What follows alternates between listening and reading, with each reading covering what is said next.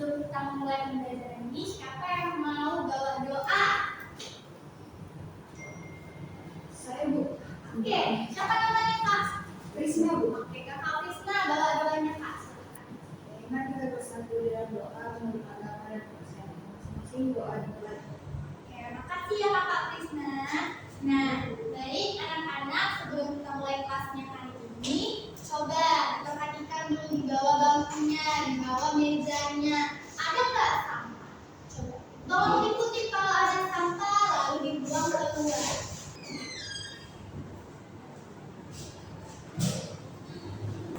Nah, ini kan dalam tidak bersih, jadi kelasnya jadi nyaman untuk kita mulai belajar. Oke, sebelum kita masuk ke pembelajaran, Ibu mau absen dulu. Ada nggak temennya yang nggak hadir anak-anak? Ada, Bu. Siapa? Jere. Mania, Bu. Bu. Kenapa mereka tidak hadir? Kurang tahu. Bu. Oke lah, kalau begitu Ibu absen dulu ya, Ibu baca namanya. Hadir nanti kasih tahu. Apa kata? Yang pertama, Ayu Barus. Saya, Bu. Iya. Krisna Etalisa. Saya, Bu. Iya. Lalu Rizky Robertson. Ayo, Bu. Jeremia. Ada, Bu. Kristania Putaya. Ada juga, Bu. Felicia Nipa. Rizal, ini, Bu. Ini jalan. Ya, Bu. Baik. Jadi sebelum kita masuk pembelajaran materi hari ini, Ibu mau bertanya dulu sama kamu. Siapa yang di sini punya cita-cita? Angkat tangannya. Saya, Bu. Ya, kakak ini Krisna mau jadi apa? Mau jadi guru, Bu. Mau jadi guru. Ih, keren banget. Kakak ini Jadi dokter, Bu. mau jadi dokter. Abang?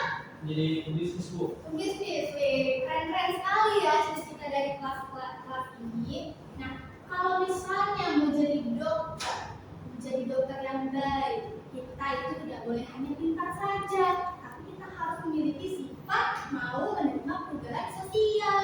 Maksudnya gimana, Bu? Contohnya, kalau mau jadi dokter kan, sekarang kan di bidang kesehatan terjadi banyak perubahan sosial dan budaya.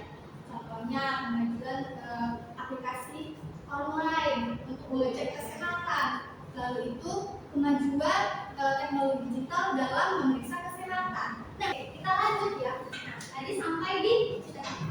Nah, kalau mau jadi dokter yang baik, kita harus memiliki sifat yang mau menerima perubahan sosial dan budaya. Karena apa? Karena kalau kita tidak mau menerima perubahan, kita akan tertinggal. Jadi, kita harus bisa menyikapi perubahan sosial budaya itu. Jangan mau menjadi pribadi yang tertinggal. Oke?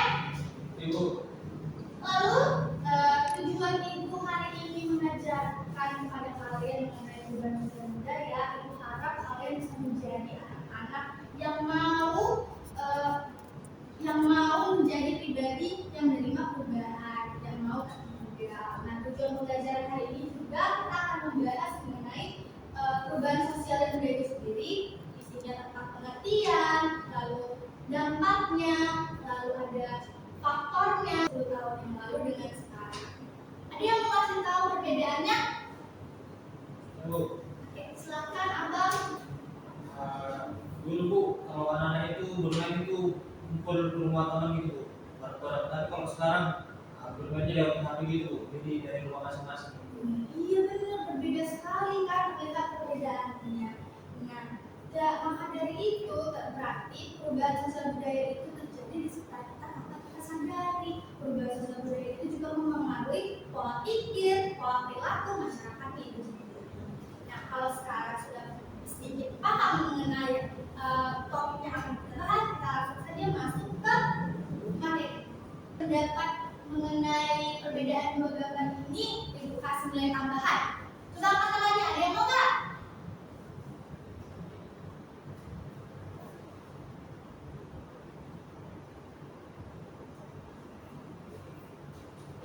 Ada yang mau? Saya, Bu. Oke, baik Kakak Krisna, silakan. Perubahan yang di gambar itu seperti yang dikatakan teman saya tadi, Rizky, Bu.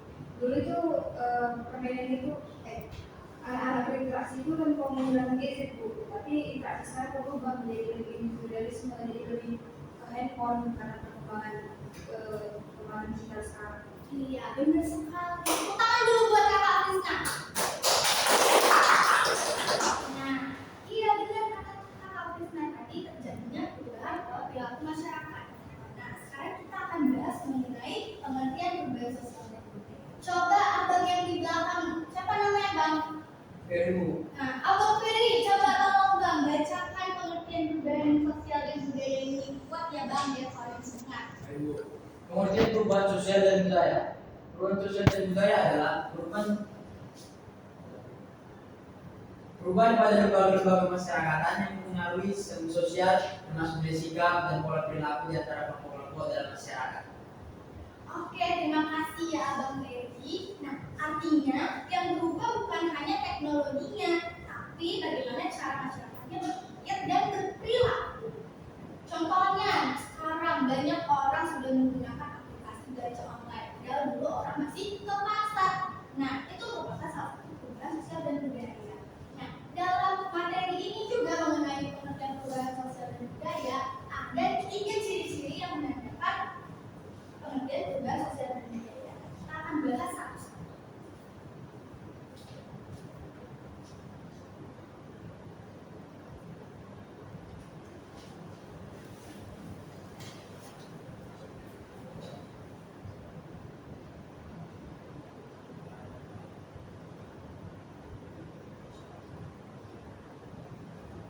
Nah, yang pertama ada perubahan struktur. Ciri-ciri perubahan sosial dan budaya salah satunya perubahan struktur. Mengapa? Karena perubahan sosial dan budaya biasanya melalui struktur masyarakat. Contohnya di mana? Contohnya di bidang pekerjaan. Dulu kalian tahu nggak? Ternyata dulu nggak ada loh pekerjaan admin online shop, pekerjaan driver ojol, nggak ada pekerjaan content creator. Sekarang ada kan? Nah, perubahan sosial budaya itu yang mengaruhi struktur dari masyarakatnya, struktur dari pekerjaan. Lalu yang kedua ada nilai dan norma.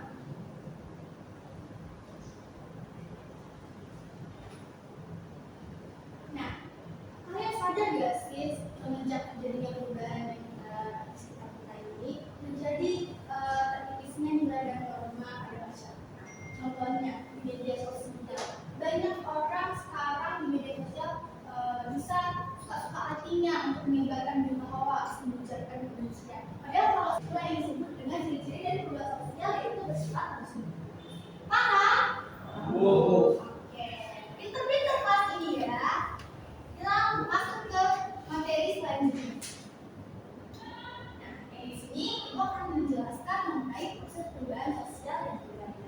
Ternyata anak-anak ada yang namanya proses perubahan sosial dan budaya. 3 secara dari seluruhnya. Yang pertama ada difusi. Ada yang tahu difusi nggak? Oke, silakan Abang Ferry. Penyebaran budaya dari satu kelompok ke kelompok lain. Iya benar. Nah, difusi itu contohnya gimana Bu? Coba siapa di sini yang suka budaya barat atau budaya K-pop? Kakak Krisna. Kakak Krisna tahu nggak bagaimana Kakak Krisna bisa mendapatkan budaya K-pop tersebut dari mana? Lebih ke cuma saya mendapatkannya mulai dari film, dengan musik. Nah, iya. Nah, itu yang disebut dengan difusi. Krisna tahu budaya K-pop budaya barat dari dari internet, dari temannya, dari nonton film. Nah, itu yang disebut dengan difusi, penyebaran budaya dari satu kelompok ke kelompok lain. Lalu yang kedua ada akulturasi. Nah, akulturasi ini apa Bu? Nah, akulturasi ini perpaduan antara budaya tanpa menghilangkan budaya asli. Contohnya, kalau tahu Candi Borobudur. Nah, Candi Borobudur itu merupakan bentuk akulturasi anak-anak. Kenapa demikian? Kalau kita tahu sejarahnya Candi Borobudur itu merupakan paduan antara budaya Jawa dengan budaya Buddha. Nah, bentuk Candi Borobudur ini ternyata mengikuti dari budaya etnis Jawa, tapi fungsinya digunakan sebagai tempat ibadah umat Buddha. Lalu yang ketiga ada asimilasi. Nah, asimilasi ini anak-anak kebalikan dari akulturasi. Oke, selanjutnya ada faktor penyebaran. Nah, ternyata kenapa sih perubahan ini bisa terjadi, perubahan sosial budaya ini bisa terjadi? Apa sih penyebabnya? Apa sih faktor penyebabnya? Nah, ternyata faktor penyebab perubahan sosial dan budaya ada dua. Yang pertama dari faktor internal dan faktor eksternal. Kalau faktor internal itu apa aja? Pertama ada bertambahnya penduduk. Jadi kalau misalnya di suatu negara bertambah penduduk, otomatis bertambah juga kebutuhan dari masyarakatnya. Berubahlah cara adaptasi masyarakatnya. Nah, lalu yang kedua ada penemuan baru. Penemuan baru ini contohnya gimana? Misalnya dulu belum ada smartphone, tapi sekarang sudah ada smartphone. Nah, itulah merupakan penemuan baru. Smartphone itu membuat kita menjadi orang yang harus menyesuaikan diri dengan perubahan kemajuan teknologi dan segala macam. Nah, masyarakat ini juga harus mengikuti aturan baru tersebut adalah perubahan. Lalu yang keempat ada revolusi atau pemberontakan. Contohnya ini seperti di zaman kemerdekaan. Pada saat zaman kemerdekaan, otomatis sistem pemerintahannya akan berubah karena itu akan terjadi perubahan. Lalu mereka nggak mungkin langsung berubah sistemnya. Mereka pasti akan merencanakan atau peraturannya atau bagaimana penyusunan pemerintahannya. Nah, itulah yang disebut dengan direncanakan. Mereka merencanakan sistem pemerintahannya, dan sistem pemerintahan yang berubah itu akan menjadi perubahan sosial budaya pada masyarakat. Lalu yang kedua ada tidak direncanakan. Maksudnya bu tidak direncanakan ini gimana? Contohnya COVID-19. Nah, 2 tahun yang lalu nggak sih itu? Nah, itu merupakan perubahan yang tidak direncanakan. Kenapa COVID-19 sebagai perubahan yang tidak direncanakan? Karena nggak bisa menolak COVID-19. Kita harus waktu COVID-19 pasti kalian belajar dari rumah kan, tatap muka, pembelajaran menjadi daring. Nah, kalian harus dipaksa untuk mengikuti kondisi tersebut. Kalian disebutkan perubahan tidak direncanakan. Lalu yang ketiga ada berdasarkan pengaruh. Nah, berdasarkan pengaruh ini, nah ada dua, perubahan kecil dan perubahan besar. Nah, kalau perubahan kecil ini maksudnya gimana bu? Kalau perubahan kecil biasanya perubahan yang tidak terlalu mempengaruhi aspek kehidupan. Contohnya, siapa di sini yang pernah pangkas rambut mulek? Iya bu. Nah, bu, kalau abang ini pangkas mulek, mungkin kemarin itu jadi tren bagi abang itu. Gak mungkin tapi abang itu pangkas mulek, tapi abang itu ikutan. Enggak kan? Berarti itulah yang disebut dengan perubahan dari perubahan kecil yang hanya mempengaruhi aspek yang kecil. Lalu ada perubahan besar. Nah, perubahan besar ini dia mempengaruhi sedikit segala besar aspek kehidupan. Contohnya tadi COVID-19 atau sistem pemerintahan. Nah, itulah disebut dengan perubahan besar. Paham? Paham bu. Duh, kayaknya udah ngantuk ini. Kita ice breaking dulu nggak sih? Biar nggak boleh dulu. Oke? Apa sebenarnya bu? Coba berdiri dulu semuanya. Oke. Jadi ice breakingnya ini peraturan ibu. Kalau ibu bilang kalau ada instruksi kata dua-duanya oke, kalian boleh melakukan. Kalau misalnya tidak ada kata oke setelah instruksi, kalian tidak boleh melakukan. Ngerti nggak? Iya bu. Ngerti. Oke. Kita coba dulu ya. Ini kalau yang salah apa hukumannya? Oke. Kita ambil berapa orang? 1 atau 2? Satu aja bu, karena dikit bu. 1 aja. Oke. Dengar lagi sekali coba ya. Oke. Sekarang pegang tangannya. Oke. Sekarang pegang kepalanya. Tangan. Nah, itu. Oke, itu ya, kayak gitu ngerti kan? Oke. Ini serius ya. Iya bu. Ini nanti lama-lama dicepat terusnya. Kalau ada yang salah, ada yang kayak gitu, itu berarti salah. Langsung maju, oke? Bu. Nah, turun. Saya bu. Oke, Kak Ayu, silakan maju Kak. Oke. Kakak Ayu mau nyanyi lagu apa? Atau teman-teman boleh duduk sekarang? Bu. Nah, kawan-kawannya ada yang mau request nggak mau nyanyi lagu apa? Nanti tahu boleh.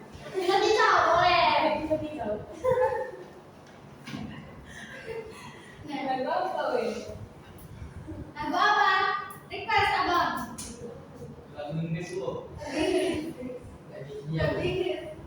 Lagu apa? Isi aja bu, gak pernah. Serah katanya buat anak.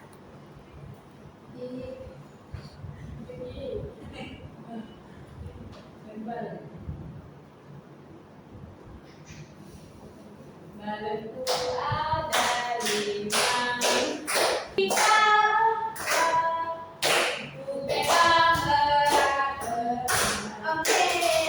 kasih ya, ayo. Udah semangat kan sekarang? Lanjut. Kita lanjut ya, semakin kayak kamu. Kita lanjut ya materinya. Ini tinggal dikit kok. Nah, ternyata ada beberapa teori berdasarkan budaya. Ada beberapa tokoh yang mengungkapkan pandangan perubahan sosial dan budaya. Yang pertama ada dari teori evolusi si Herbert Spencer. Nah, menurut Herbert Spencer, masyarakat itu berkembang secara bertahap dari sederhana menjadi lebih modern. Perubahan menjadi perlahan seperti proses evolusi. Nah, seperti yang dijelaskan tadi, yang proses perubahan sosial budaya dan bentuknya, salah satunya evolusi. Nah, menurut si Herbert Spencer, masyarakat itu berubah itu harus bertahap. Nah, mulai dari dia zaman batu, zaman logam, dan ke zaman modern. Lalu yang kedua ada teori dari si Karl Marx. Nah, Karl Marx ini mengungkapkan teori konflik. Di sini Karl Marx menjelaskan bahwa perubahan sosial itu muncul karena adanya konflik atau pertentangan antar kelompok dalam masyarakat. Contohnya gimana Bu? Contohnya orang kaya biasanya memiliki modal, usaha atau sumber daya yang lebih besar daripada orang miskin. Nah, terjadilah kesenjangan, terjadilah perbedaan kepentingan, juga ketidakadilan. Nah, karena ketidakadilan itu terjadi, orang miskin biasanya berkonflik. Mereka melakukan aksi demonstrasi kepada orang-orang kaya untuk meminta hak-hak mereka. Iya benar, hak mereka. Dan muncul teori konflik, muncullah konflik. Teori konflik ini muncul akibat ada konflik. Nah, untuk mengatasi konflik tersebut biasanya pemerintah melakukan perubahan aturan. Nah, masyarakatnya juga mengalami perubahan. Lalu selanjutnya ada teori dari Talcott Parsons, yaitu masuk dari teori fungsionalis Talcott Parsons. Lalu selanjutnya ada teori perubahan sosial budaya, teori dari Oswald Spengler. Nah, dia itu mengungkapkan teori siklus. Spengler berpendapat bahwa setiap peradaban mengalami siklus lahir, berkembang, dan mencapai puncak lalu mengalami penurunan. Nah, maksud si Oswald ini anak-anak perubahan itu seperti roda yang berputar, kadang dia di bawah, kadang dia di atas. Nah, itu yang maksud Oswald Spengler sebagai perubahan sosial budaya dari teori siklusnya. Contohnya gimana Bu? Contohnya pada saat zaman kerajaan. Salah satu kerajaan yang paling besar di Indonesia, ada yang tahu nggak kerajaan apa?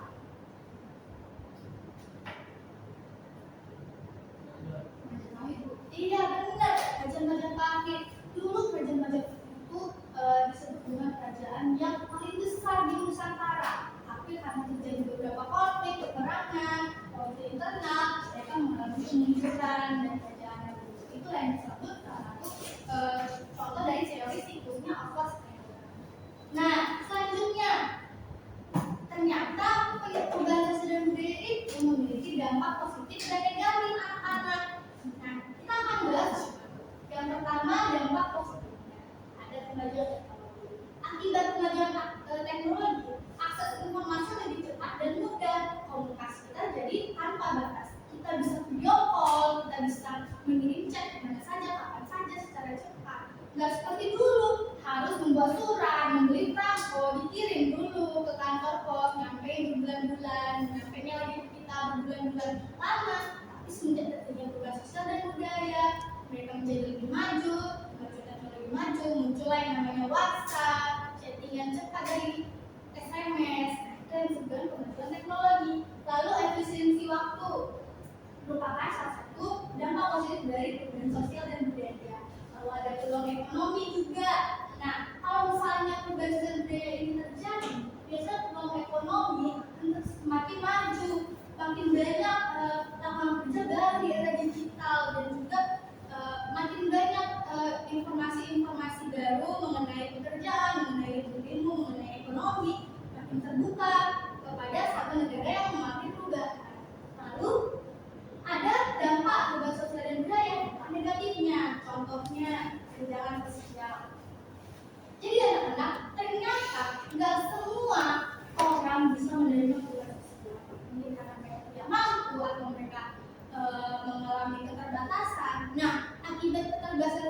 keterbatasan dan kekurangan mampu mereka, terjadilah kesenjangan sosial, terjadilah jurang antara yang melek teknologi dan yang tertinggal semakin lebar, semakin banyak, semakin buruk, mereka semakin jatuh. Nah, ini yang disebut sebagai dampak negatif dari perubahan sosial dan budaya.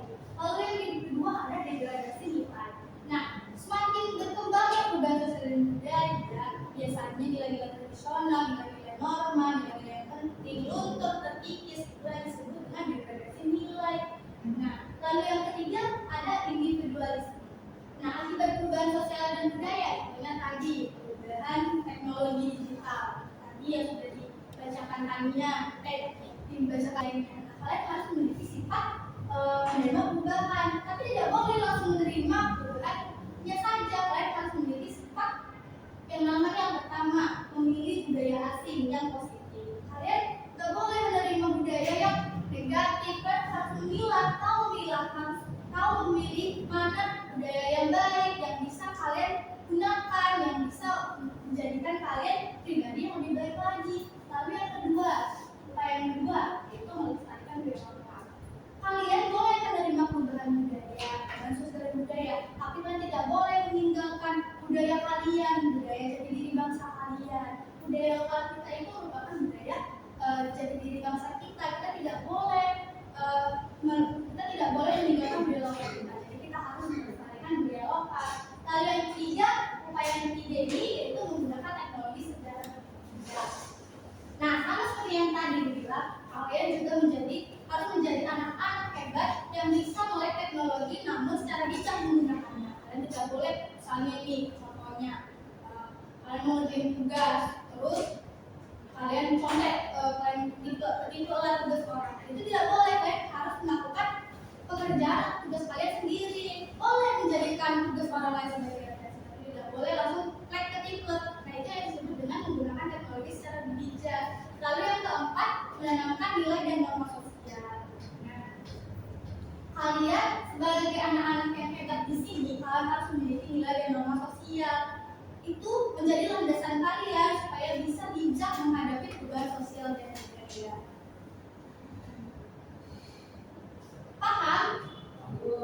Ada yang ingin mau ditanyakan? Atau ada yang kurang? Kayaknya pintar-pintar anak-anak di sini, paham.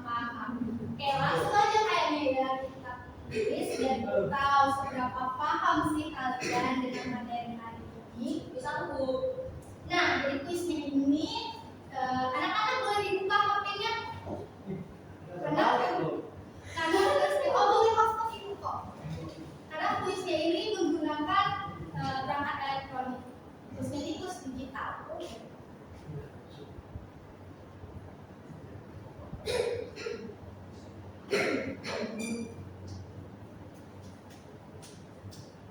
Nah, anak-anak boleh buka di Chrome-nya Quiz Wizard. Bisa?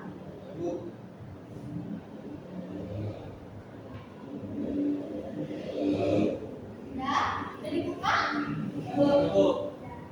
Nah, baru coba masukkan kode gamenya. Nah, ini udah. Udah buat namanya. Kalau udah, masuk. Namanya nama asli ya, jangan di situ kalau buat Asep. Udin. Oke. Udah Bu. Udah? Udah Bu. Main. Udah? Kakak yang ini udah? Kakak Krista, Kakak Ayu udah? Kakak yang di belakang? Udah Bu. Nah, mulai dari ini ya.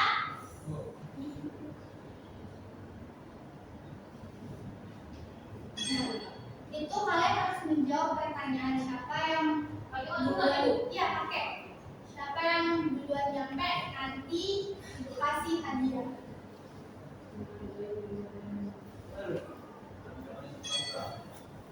Aduh, jelek Bu.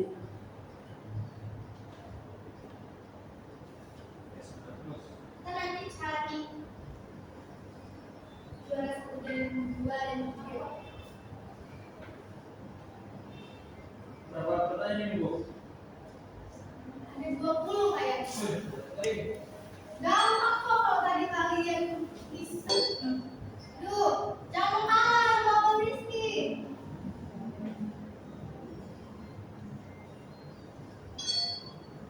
Loh, udah juara bu. Abang Rizky udah juara. Coba kita cari juara-juara yang tiganya.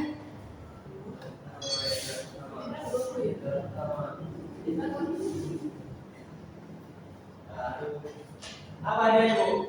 Ada deh. Oke, jadi di sini bisa kita lihat juara 1 dan 2-nya ada Abang Rizky dan Abang Ferry dan juga Kak Krisna. Itu ada hadiah untuk kalian yang juara. Saya kalian tetap semangat untuk belajar lagi. Mario. Mana Kak Krisna? Dari juara 1 itu bagus. Oh iya, sorry ya Bang. Nih. Makasih Bu. Oke, untuk Kakak Ayu. Kakak Ayu sayang. Nanti lebih semangat lagi biar bisa menang lagi mengalahkan mereka berdua. Oke, nah. Jadi untuk pembelajaran hari ini materi yang sudah dijelaskan, apakah kalian sudah paham? Sudah Bu. Atau ada yang mau ingin bertanya atau ada yang kurang mengerti? Oke, kalau sudah paham, nah, ada nggak dari kalian yang mau memberikan kesimpulan pembelajaran hari ini? Ada? Oke, Abang Rizky, Abang ganteng iya yang juara 1 tadi kan coba Abang berikan dulu kesimpulan untuk pembelajaran ini, Pak. Dari para pengelola apa yang terjadi di masyarakat, dan juga kita dapat banyak nilai, banyak nasihat ini tentang sosial budaya ini dan timnya juga. Tangan dulu buat Abang Rizky. Keren banget Abang Rizky dan anak-anak lain yang juga keren-keren, hebat-hebat, rajin-rajin. Nah, sekianlah dari materi kita hari ini. Terima kasih buat kalian yang sudah hadir, yang sudah mau mendengarkan Ibu menjelaskan. Nah, itu ada satu penutup ini untuk materi kita. Keep up with the changing times without forgetting our culture and national identity. Ikuti perkembangan zaman tanpa melupakan budaya dan jati diri bangsa. Tujuan pembelajaran kita tadi yang sudah awal, kita harus menjadi anak-anak yang mau melek perubahan, tidak boleh tertinggal. Oke? Oke. Sekian dari materi Ibu. Terima kasih banyak ya anak-anak. Oh iya, sebelum kita tutup dengan doa. Coba, siapa tadi Kakak Krisna udah nyanyi doa, sekarang yang cowok. Abang Ferry, tutup doa kita, tutup hari ini pelajaran kita dengan doa. Sebelum kita mengakhiri pelajaran kita dari kedua beragama dan kepercayaan masing-masing.